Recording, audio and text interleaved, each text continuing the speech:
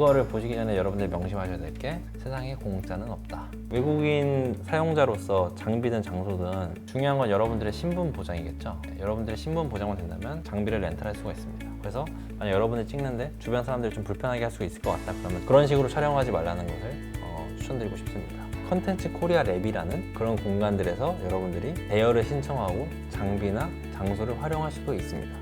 안녕하세요. K 인플루언서 그리고 한국 문화를 사랑해 주시는 여러분, 저는 영상 제작자 솔파입니다. 이번 구강에서는 실제로 한국에서 촬영하기 위해서 어떻게 장비와 장소를 빌릴 수 있는지에 대해서 말해보겠습니다.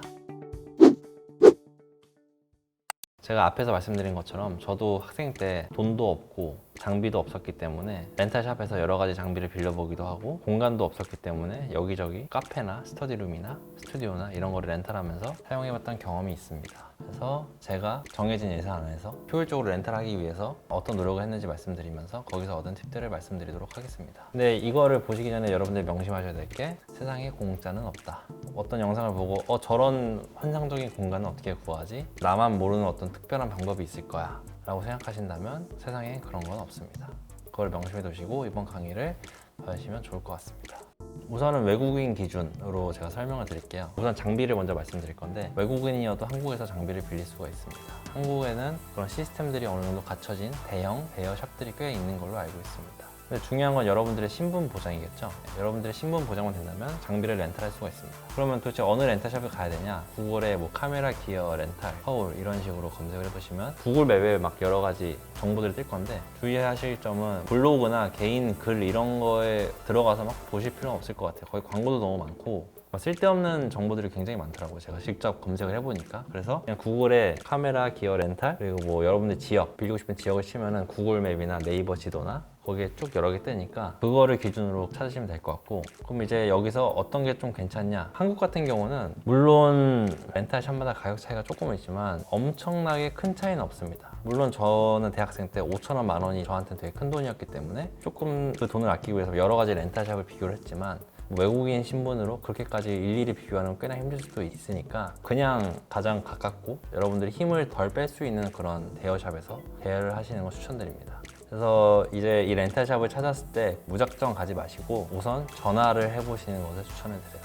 왜냐면 대형 렌탈샵이나 특정 렌탈샵 같은 경우는 외국인 렌탈을 하는 시스템이 갖춰진 렌탈샵이 있는 반면 그렇지 않은 렌탈샵들도 있습니다. 그래서 막상 갔는데 외국인들은 대여를 안 해준다 하는 굉장히 불쾌한 대답을 받을 수도 있으니까, 근데 그들이 막 외국인을 피하는 게 아니라 장비를 대여해주는 사람 입장에서 이 신분 보장이 돼야 되잖아요. 그 장비에 대한 보증도 돼야 되고 우선 전화로 적당한 영어로 소통을 한번 시도를 해보시고 만약 거기서 시스템이 갖춰져 있다면 거기에 응대를 알맞게 해줄 거예요. 혹은 홈페이지에 들어가면 이제 전화번호나 채팅 앱, 연락처 같은 게 있으니까 거기로 메시지를 보내셔가지고 확인을 해보시는 것도 하나의 방법입니다. 그리고 한국 렌탈샵에서는 빌리는 장비에 대해서 충분한 설명을 해주거든요. 그래서 그냥 받고 바로 오시지 마시고 거기 스태프한테 사용법을 정확하게 물어보고 오시는 것을 추천드립니다. 여러분들이 장비를 잘 사용할 줄 모른다라고 한다면 그냥 당당하게 이거 어떻게 사용하나요? 이렇게 물어보시면 친절하게 알려드릴 거예요. 자, 그 다음에 이제 장소인데요. 제가 앞에서 말씀드린 것처럼 뭐 초상권에 대한 이슈도 있고 좀 사람들이 없는 곳에서 여러분들 찍고 싶을 수도 있고 스튜디오 느낌 나는 곳에서 찍고 싶을 수도 있을 거예요. 그래서 우선은 길거리 말고 이런 스튜디오 기준으로 한번 말씀을 드리겠습니다. 지금 제가 있는 곳도 제가 운영하는 스튜디오이긴 한데 이런 류의 스튜디오가 서울에는 굉장히 많습니다. 가격대도 1시간당 뭐 2만 원 하는 데도 있고 비싼 데는 1시간당 뭐 10만 원 하는 데도 있고요. 이것도 구글이나 네이버에 똑같이 스튜디오 렌탈을 검색해 보시면 됩니다. 이렇게 하얀 배경으로 있는 것을 호리존이라고 하는데요. 이런 하얀 배경을 원하시면 호리존 스튜디오를 검색하시면 되시고, 만약에 조금 컨셉이 있는 스튜디오 렌탈을 원하시면 뭐 빈티지 스튜디오 혹은 뭐 쿠킹 스튜디오 이런 식으로 컨셉을 맞춰서 검색을 하면 렌탈샵이 지도 같은 데 쭉 뜰 거예요. 그래서 그 홈페이지에 들어가서 이미지를 보고 여기서 찍으면 내가 괜찮겠다 라고 판단하시면 전화를 해서 정확한 사용 수칙을 여쭤보시면 됩니다. 근데 장비보다는 약간 스튜디오가 조금 외국인 사용 빈도가 낮기 때문에 외국인 응대가 완벽하지 않을 수도 있어요. 그리고 특히 스튜디오 같은 경우는 어떤 큰 법인에서 하는 게 아니라 개인 차원에서 하는 경우가 많기 때문에 그런 시스템이 안 갖춰져 있을 확률이 굉장히 높습니다. 그래도 역시나 이게 가능한지 여부는 직접 연락을 해보고 영어로 뚫어보시면 됩니다. 스튜디오 같은 경우는 가장 빠른 허가 방법은 선입금입니다. 선입금.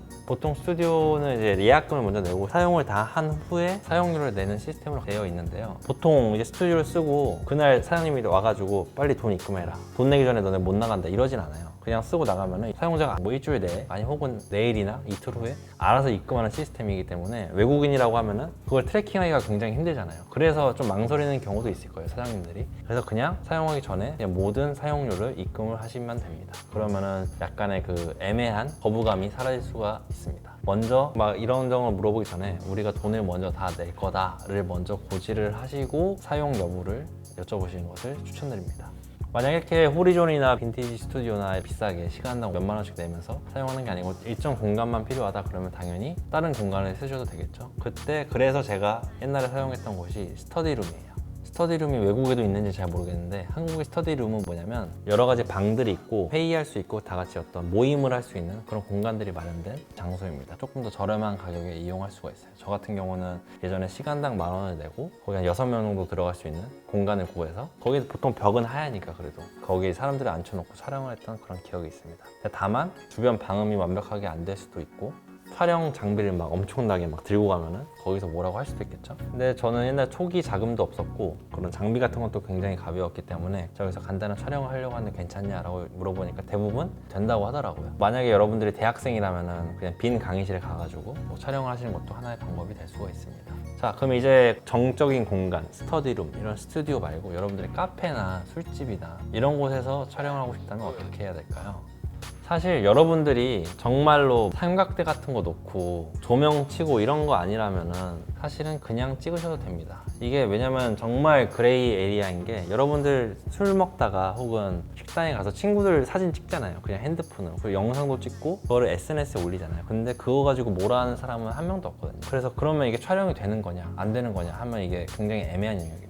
만약에 그런 비슷한 수준, 그냥 핸드폰으로 밥 먹는 거 찍고 그냥 대화하는 거를 간단하게 찍는 수준이라면 굳이 양해를 구하지 않고, 물론 그 식당이 막 그런 거에 대해서 엄청 예민한 곳이라면 얘기가 다르겠지만 일반적으로는 그냥 남들에게 피해가 가지 않는 선에서 찍으시면 되고 밥값이나 술값 내고 그냥 찍으시면 되는데, 여기서 포인트는 주변 사람들에게 피해가 가냐 안 가냐예요. 이 피해라고 하면 내가 찍는데 이 사람이 나온다 이게 아니라 이 식당이나 술집을 즐기기 위해 온 사람들이 나의 촬영을 의식해서 그들이 약간의 불편함을 느끼냐, 이게 저는 가장 큰 기준이라고 생각을 해요. 그래서 만약 여러분이 찍는데 주변 사람들이 좀 불편하게 할 수 있을 것 같다 그러면 그런 식으로 촬영하지 말라는 것을 추천드리고 싶습니다. 그럼 나는 전문 촬영 장비를 다 빌려서 우르르 가가지고 촬영을 하고 싶다라고 한다면 그 식당, 술집, 카페 사장님하고 직접 얘기를 하시면 됩니다. 근데 이거는 정말로 케이스마다 다 달라서 사장님의 성향에 따라 다르고 프랜차이즈냐 아니냐 이런 것에도 차이가 있고 여러 가지 변수가 너무 많아서 이거는 직접 물어보시는 방법밖에 없을 것 같아요. 저도 뭐 편의점도 빌려봤고 카페도 빌려봤고 술집도 빌려봤고 이런 식으로 다 해봤는데 가격도 사장님 부르는 거 마음이고 뭐 촬영 환경도 사장님 마음이고, 어떤 사장님은 그럼 여기 공간에서 그냥 찍으세요 이렇게 공짜로 내주시는 분들도 있고, 뭐 하루 빌리는데 몇십만 원 내라 이런 식으로 나오시는 분들도 있습니다. 이거는 다 장소를 관리하는 사람의 마음이기 때문에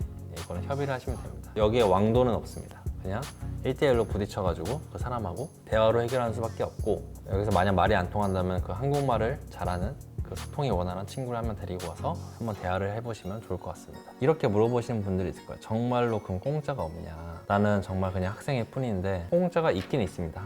한국에도 이런 컨텐츠를 밀어주는 정부 부처들이 있겠죠. 그거를 한국에서는 컨텐츠진흥원이라고 하는데요. 컨텐츠진흥원에서 만들어 놓은 공간들이 있어요. 그런 공간들에서 여러분들이 대여를 신청하고 장비나 장소를 활용할 수도 있습니다. 제가 처음 유튜브를 할 때 이런 걸 사용했었는데 그때는 유튜브가 이렇게 크지가 않았어요. 그래서 이거를 막 서포트해주는 그런 기관들이 많지도 않았고, 그 당시에 제가 사용했던 것은 컨텐츠 코리아 랩이라는 공간이었고 스튜디오 쓸 수가 있고 장비도 쓸 수가 있더라고요. 그래서 홈페이지에 가서 예약을 하는 그런 구조로 되어 있는 걸로 알고 있고, 이게 무료이지만 당연히 그 무료인 만큼 사람들이 많이 몰린다거나 아니면 장소나 장비가 어떤 제약적이라거나 이런 여러 가지 변수들이 있겠죠. 하지만 한 번쯤 컨텐츠 코리아 랩을 검색하셔서 홈페이지에 들어가서 내가 사용할 수 있는 환경이 뭘까를 한번 보시는 것을 추천드립니다.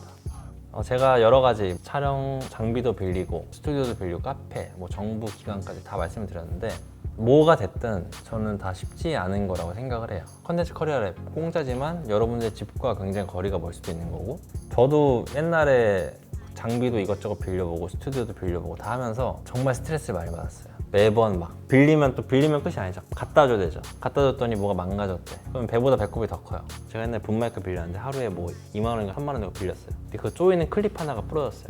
그래서 반납하러 가니까 이거 클립 보상해라. 근데 한국에서 안 판대요. 보니까 클립이 30만 원이야. 대학생인데 나한테 30만 원 어딨어. 나는 2만 원 주고 사용했는데 30만 원 내라고 하니까. 이런 일들이 발생할 수밖에 없고, 장소 같은 경우도 여러분들이 막 조심한다고 썼지만 누군가가 잘못을 해가지고 어디가 파손될 수도 있고 굉장히 좀 스트레스 받는 부분들이 굉장히 많아요. 저도 그랬듯이 여러분들이 촬영을 하면서 불편을 겪는 것은 피할 수 없고 당연한 일이라는 것입니다. 그래서 너무 환경이 불편하고 힘들더라도 너무 막 답답해하지 마시고, 저라도 만약 과거로 돌아간다면 다시 똑같이 했을 거예요. 똑같이 어떻게 하면 돈을 아낄 수 있을까를 고민하면서 이것저것 장비도 빌려보고 똑같이 스터디룸 같은데 가가지고 촬영도 해보고 이런 식으로 했을 것 같습니다. 제가 말씀드리고 싶은 건 주어진 환경에 최선을 다하면 된다. 한국문화 홍보 크리에이터가 되고 싶은 여러분들을 위해서 한국에서 외국인으로서 장비와 장소를 어떻게 빌릴 수 있는지에 대해서 말씀드렸습니다. 질문이 있으시다면 댓글에 남겨주세요. 다음 강의에서는 크리에이터로서 멘탈 관리하는 법에 대해서 알려드리겠습니다.